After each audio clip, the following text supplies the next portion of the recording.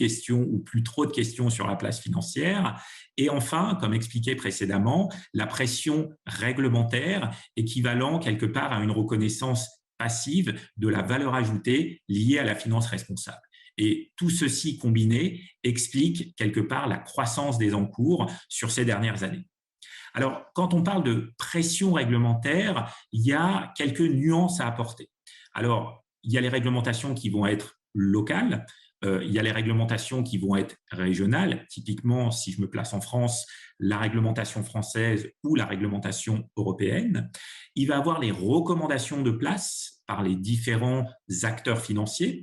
Et enfin, il va y avoir les initiatives, on va dire, particulières ou plutôt qui émanent généralement de groupes d'investisseurs pour essayer d'améliorer les pratiques, la transparence et l'intégration de ces différents critères. Il est important de noter aussi que malheureusement, quelque part, il n'y a pas encore de consensus quand on va parler de la dimension environnementale, sociale et de gouvernance des entreprises, parce que des biais culturels existent tout simplement. Donc, la maturité n'est pas la même d'une région à une autre, la hiérarchie des valeurs non plus. Et donc, c'est sans doute ce qui explique la difficulté de mise en place à un niveau très fin, au sein des investisseurs et des émetteurs, de la définition d'un cahier des charges, d'un langage commun entre ces différents aspects.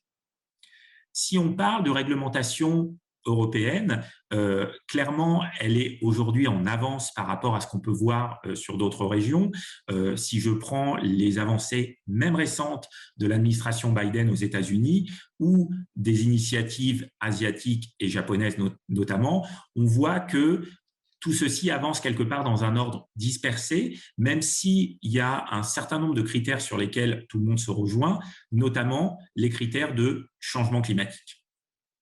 Alors, la finance verte, clairement, structure les investissements de demain.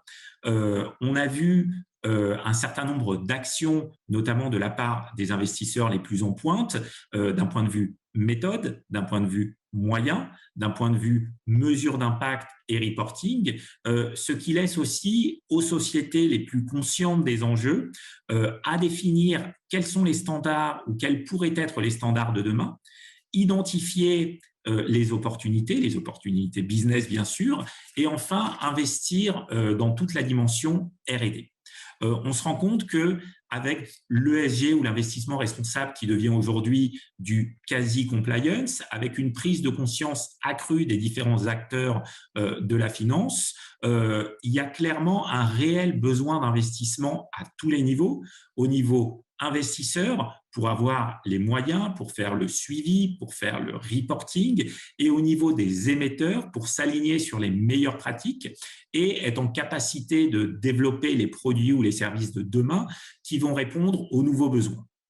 Si on reste là encore dans le cadre européen, on a parlé précédemment du Green Deal et donc de l'ambition de mettre en place au niveau de l'Europe une certaine neutralité carbone, chose qui a été reprise en Chine, qui a été reprise aux États-Unis aussi. Et donc, ça implique que dans un certain nombre de secteurs d'activité, on peut parler de l'énergie notamment, il va y avoir des changements fondamentaux sur la manière d'appréhender, de fournir de manière durable et de manière la plus responsable possible. Et donc, cette pression réglementaire est quelque part en train de redistribuer les cartes, à savoir quelles sont les technologies gagnantes de demain et quelles sont celles qui deviennent à risque s'il n'y a pas d'investissement massif vers des nouvelles technologies, vers des nouvelles solutions, typiquement moins gourmandes d'un point de vue émissions de CO2. Quels sont les manques dans l'écosystème d'aujourd'hui? Principalement, on a besoin de plus de partenariats académiques pour trouver les solutions et les technologies de demain. On a besoin de financement, bien évidemment. Et enfin, on a besoin d'une mise en commun extrasectorielle de ces différentes avancées technologiques. Alors, pourquoi l'appétit pour les nouvelles technologies est si importante? Alors, clairement, en tant qu'investisseur, le budget de R&D, l'augmentation des budgets de R&D fait partie des indicateurs très regardés par les investisseurs parce que ça nous permet de mieux positionner la société de demain, de savoir dans quelle mesure elle a conscience des challenges qui s'imposent à elle et comment est-ce qu'elle compte y remédier. Et donc, ça passe principalement par l'investissement, ça passe principalement par l'innovation. Alors, pour conclure, même si les challenges persistent, on peut parler de mesures d'impact, on peut parler de transparence, on peut parler de bénéfices mesurables escomptés. La situation s'améliore à l'aide de la science qui nous aide à mieux intégrer ces enjeux et donner un nouveau sens à certains business. On peut parler de raison d'être des entreprises. Et enfin, on n'a jamais vu autant d'acteurs motivés, compétents, avec une vraie vision sur ces différentes thématiques. Et donc, on compte sur vous. Merci, à très bientôt.